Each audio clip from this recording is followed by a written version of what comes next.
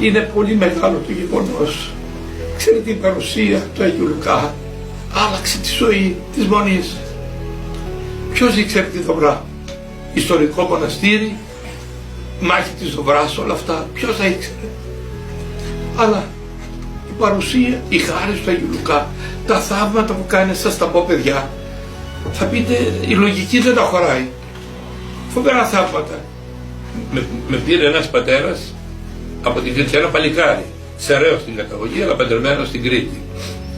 Και μου λέει σεβασμιότατε, το παιδάκι μάλλον είχε δίδυμα παιδάκια, αλλά το ένα μέσα στην κοιλιά της μητέρας του, ακούστε τώρα, έπαθε συμφόρηση, εγκεφαλικό, και παρέλυσε το πόδι και το χέρι. Γεννήθηκε το παιδάκι, δεν μπορούσαν να το καταλάβουν, ήταν μικρό. Όταν έφτασε όμως 5 μηνών, καταλάβαν ότι το παιδί αυτό έχει πρόβλημα. Δηλαδή ο γιατρός λέει, το χεράκι δεν είναι κινήτο, το πόδι δεν είναι κινήτο. Και τους είπε πρέπει να πάτε σε κάποιον γιατρό, τους έδειξε στην Αθήνα. Πήγαν αυτά στο πνευματικό τους και τους είπε προτού να πάτε εκεί, πάτε στη Βέρεια, στον Άγιο Λουκά, να προσκυνήσετε.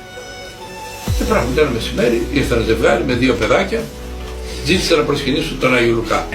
Πήγε ο πατήρ Δαβίδ, έβγαλε τη λειψανοθήκη και την πήγε.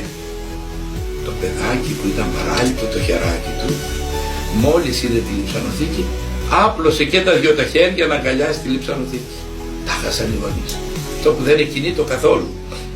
Πράγματι προσκύνησαν, φύγανε χαρούμενοι γιατί το παιδί έδειξε κάτι άλλο. Πήγαν στους γιατρούς, κάνουν φυσιοθεραπείες, όλα αυτά. Όταν έγιναν 5 χρονών, το ίδιο παιδί παθαίνει μια κρίση φοβερή.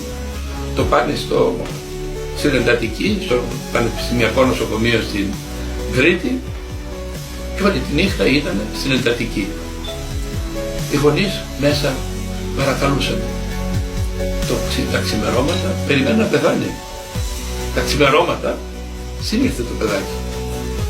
Και γυρίζει και λέει στη μητέρα που ήταν η μητέρα και ο πατέρας, λέει μαμά, πες το, λέει, να φύγει, μην κουράζεται. Όλη τη νύχτα εδώ πέρα μας. Δεν παιδί μου, να φύγει ο μπαμπάς σου. Και εγώ καθίσαμε εδώ με πολλή αγωνία. Λέει όχι βρε μαμά. Είναι ο Άγιος Λουκάς, λέει, εκεί στην καρέκλα, δεν το βλέπετε? Όλη τη νύχτα, λέει. Ήρθε το βράδυ, μου άνοιξε το κεφάλι, φύσηξε μέσα και έγινα καλά. Τώρα λέει το παιδάκι μετά από την κρίση αυτή.